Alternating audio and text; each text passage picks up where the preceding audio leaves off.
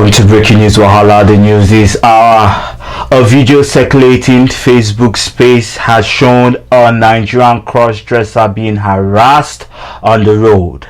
The cross-dresser was busy going about doing her regular business, selling of perfumes, when she was stopped by unknown men, questioned for her ID card, and asked to enter a tricycle called Keke Napep in Nigeria.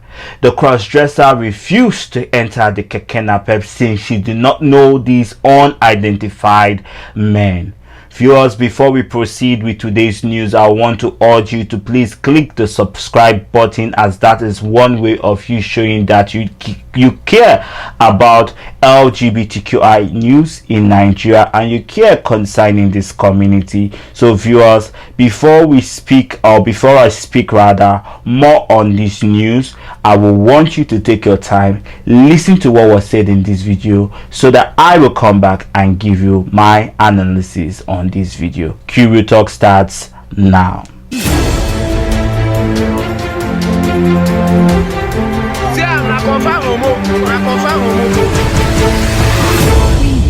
Enter Keke. Come. Hey. They say you should enter Keke. Listen to me. Are you a man or a woman? Yes, I'm an entertainer. I'm a cross-dresser. And I said, oh, you get cross. Let me see ID card. Let me see ID card. Let me see ID card. Selling here. This is my perfume I'm selling. Your perfume you're selling. Let me see your ID card. You're a cross-dresser. This is the perfume I'm selling here. This is let me see ID card. So I'm entertainer. If you move here, I will get I'm seeing now. I'm the only child of my mother. I'm the only child of my mother. You're only child of your mother. Come and take the front. I will stop you. Stop there. Stop there. I said you should come down. Listen to me. I'm not going in anywhere. Listen to me. Listen to me. I'm actually an entertainer. Are you a man or a woman? Yes, I'm an entertainer. Are you?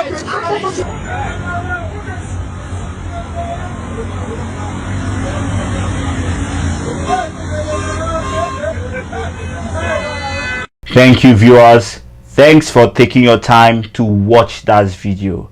A recap of the news.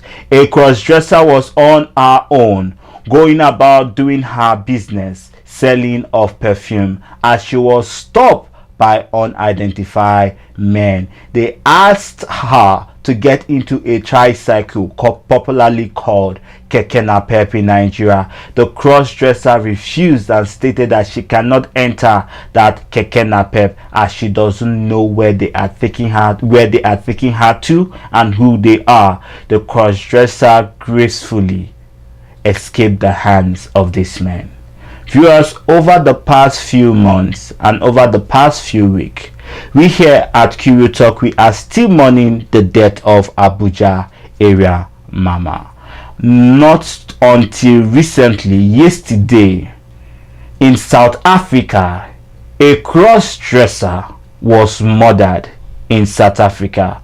Viewers, before I carry on this news, I want you to watch this video from South Africa. This 22-year-old cross-dresser from South Africa, his name is Siyabon Clement Hadibi, was brutally killed by an unknown man in South Africa. This guy was pew-pewed 9 times and his body was found by the police. He wasn't just a cross-dresser but a trans woman, as in he was already transitioning already and he's identifying himself as a woman. Now the full gist. It was alleged that this guy and his friend, they were at a popular hanging out area or outing area in Johannesburg. That was on the night of August 9th. Now, they started communicating with one particular man that was showing interest in this particular guy, Hadibi. It was alleged that before they decided to live with the guy, his friend told him to tell this guy you are gay, tell him you are a trans woman, as alleged though. So first of all, that is being deceitful. It was further alleged that the 3 of them left that place, so Hadibi refused to follow his friend's advice. Hadibi's friend was later dropped off, but Hadibi did not drop. Following this new guy, to wherever they were going to. Some thought it was premeditated, while some thought that it was Hadibi's fault because he did not disclose his gender to this guy. This is heartbreaking, in as much as people are always criticizing Ashawo, who is patronizing Ashawo. It's the same thing with being gay, because people are also patronizing them too. But then, this is Africa. Some men find this thing very disgusting. So what you have to do is be open with your gender. I think late area mama of Abuja was saying it, that at times, they tell people her gender, and that was bringing her issues. If you have this in mind, it's better you look for money and fly to a country that accepts this. 80% of Africans don't really accept this. May he so rest in peace. I pray he finds justice. As you can see, in South Africa, the homophobia has skyrocketed. As you can see, in Ghana, the homophobia has skyrocketed. It is one thing for us to be hated. It is another thing for people to abuse us. But to take the precious gift of God from a person, to commit manslaughter, is illegal around the globe. Now, I am asking Amnesty International. You have seen this video. In short, Amnesty International, I am tagging you. I am tagging human rights in all of our videos. We are tagging the BBC, the British Broadcasting Commission, in all our video. We are tagging Vice Canada. We are tagging CNN. You cannot deny that you have not seen this video. My question remains to the international space. What are you waiting for before you act? What are you waiting for before you even tweet on these matters? Pride Toronto, what are you waiting for? We have written to Uzoma, the Minister of Health in Manitoba, knowing that she is the only voice we have in Canada. I wrote to Uzoma through Instagram. Till now, till the 27th of August 2024, Uzoma, you have not answered. Your people are dying. Igbos are dying. Nigerians are dying. Ghanaians are dying. South Africans are dying. What are you still waiting for? Until we come out publicly and call you out, then you will respond. It is high time we stop this pretense. We don't need to go through this route to begin to mention names of organizations. We don't need to go through this route to begin to mention NGOs. We don't need to go through this route to begin to mention politicians we have written to. We expect you that when you see letters of cry for help like this, even if it was not in your agenda, even if it was not in your jurisdictions that such matters happen, at least courtesy demands that you respond, that you reply to this letter. These are people who have no power to speak for themselves. This is a community that has no power, no leverage to speak for themselves. Rainbow Railroad, these are communities that are crying out. What you choose to do at this time, what you choose to do at this time will determine how we will move forward as queer Africans in every developing country. How we are treated at this time will determine if next year's Pride will be a pride where Africans will turn up or will boycott the prides. This is high time we begin to call out these organizations, because we will not be dancing in pride, we will not be walking in pride while our people are dying. We will not be standing in solidarity with you while our people are dying. We will boycott every pride if we do not have a response from these organizations.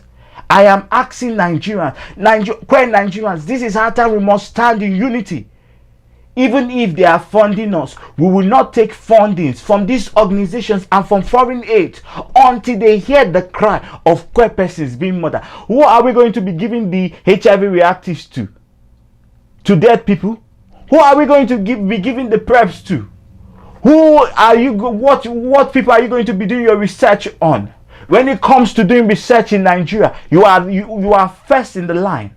When it comes to looking for HIV reactive, to be looking for how to fund money to organizations for HIV reactive, for AIDS Day, you are first in line. When it's time for you to milk from us, you are first in line. When it's time for Pride Month, you remove your silly ass logos to put pride. When the community is crying out now saying we need your help, TD, we need your help, where are you? I will call you out with my full chest. I don't own any allegiance with anybody. After all, at the end of the day, person will go die, go die. All of us will depart. So what am I scared of? The unevictable. So I'm calling out the international community. A lot of our people have died. A lot of queer persons have died. We are tired. We are tired of funerals. We are tired of shallow graves. We are tired of going to identify unknown bodies. We are tired. We are tired of looking for barristers and solicitors to go with us to go to the police. We are tired of running to the embassies.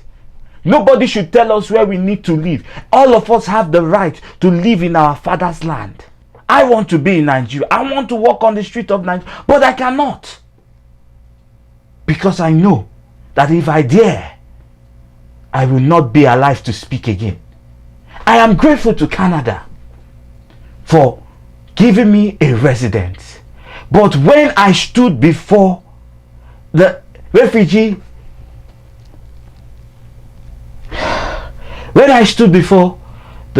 board, I did not stand just for myself.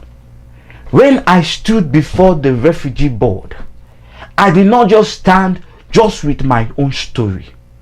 The refugee board, I used the opportunity to let the refugee board know what is happening in Africa.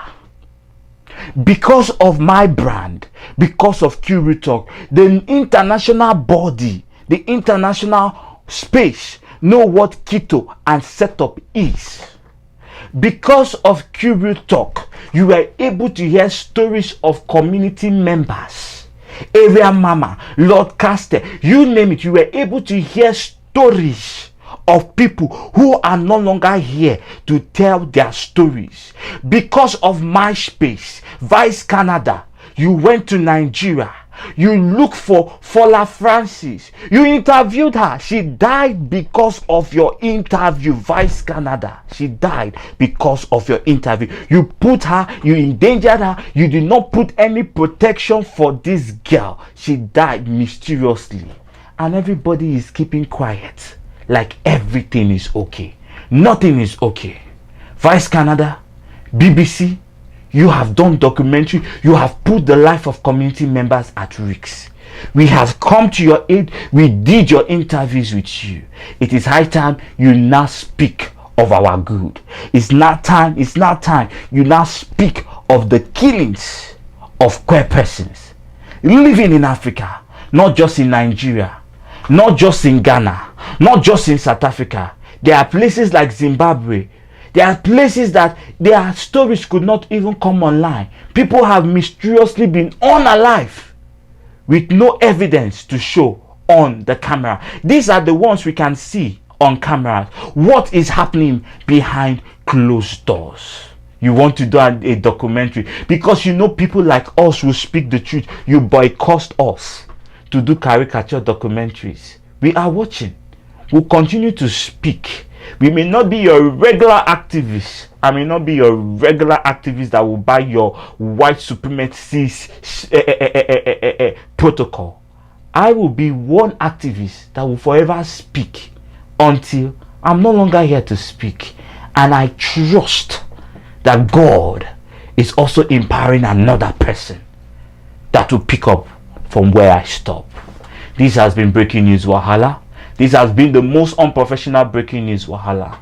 But I do not apologize for how this video turned out. I want to air my mind so that in many years to come, when they look at what I said, when they look at where I stood, it will be very clear and it will be very certain that I stood without staggering and I spoke without missing a word. My name remains Chimereze Henry Ahunaya, and this has been Breaking News Wahala.